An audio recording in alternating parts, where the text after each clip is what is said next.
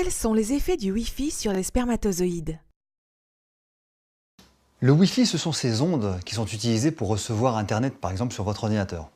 Eh bien, ce Wi-Fi brûle les spermatozoïdes. En effet, une inquiétante étude réalisée en 2004 nous avait déjà révélé que travailler avec un ordinateur portable sur les genoux peut diminuer la fertilité masculine. La chaleur que dégage l'ordinateur, couplée à la position assise, fait en effet monter la température du scrotum, ce sac de peau qui protège les testicules et les maintient à une température stable. Or précisément, la raison pour laquelle les testicules se trouvent dans le scrotum, en dehors de l'abdomen, et qu'une température légèrement plus basse que celle du corps humain est nécessaire à la fabrication des spermatozoïdes, qu'on appelle la spermatogénèse. Des chercheurs en urologie à l'université de New York ont constaté une hausse de 2,88 degrés Celsius chez les utilisateurs d'ordinateurs portables. Ils ont déclaré que cette hausse de température peut avoir un impact négatif sur la spermatogénèse, surtout chez les adolescents et les jeunes hommes.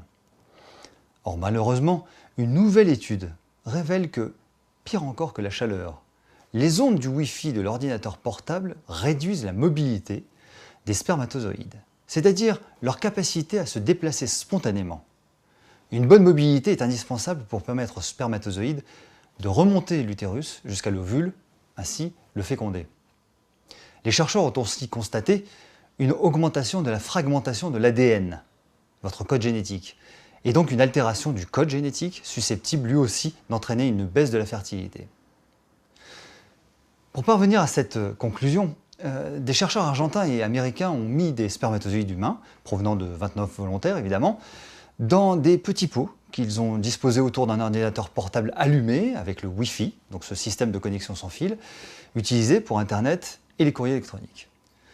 Après juste 4 heures seulement, ils ont constaté une diminution significative de la mobilité des spermatozoïdes et déjà une modification de l'information génétique sur l'ADN. Bien sûr, cela en comparaison avec des spermatozoïdes maintenus à l'écart pour un groupe témoin. Or, un homme travaillant, assis, avec un ordinateur portable sur les genoux, a souvent la borne Wi-Fi de son ordinateur à quelques centimètres seulement de ses testicules, sans aucune protection. On peut penser que les effets sur les spermatozoïdes est donc très probablement la même que dans cette expérience. L'effet est très certainement aussi le même pour les hommes qui portent un téléphone portable dans la poche de leur pantalon par exemple. Les champs magnétiques à basse fréquence, qui sont aussi utilisés par les téléphones mobiles, provoquent la production de radicaux libres, qui sont des facteurs d'oxydation des cellules et des molécules comme les acides gras, les protéines et les acides nucléiques, ce qui est contenu dans votre ADN. Donc en même temps le code génétique. Les radicaux libres réagissent avec les acides gras polyinsaturés dans la membrane de la cellule, provoquant un processus appelé peroxydation des lipides. Or, les spermatozoïdes humains contiennent des acides gras polyinsaturés non estérisés dans leur membrane elle-même. Sous l'effet des radicaux libres, cette membrane s'abîme, ce qui va provoquer l'immobilité, donc la baisse de mobilité spontanée des spermatozoïdes, puis la mort cellulaire, ainsi que des altérations de l'ADN.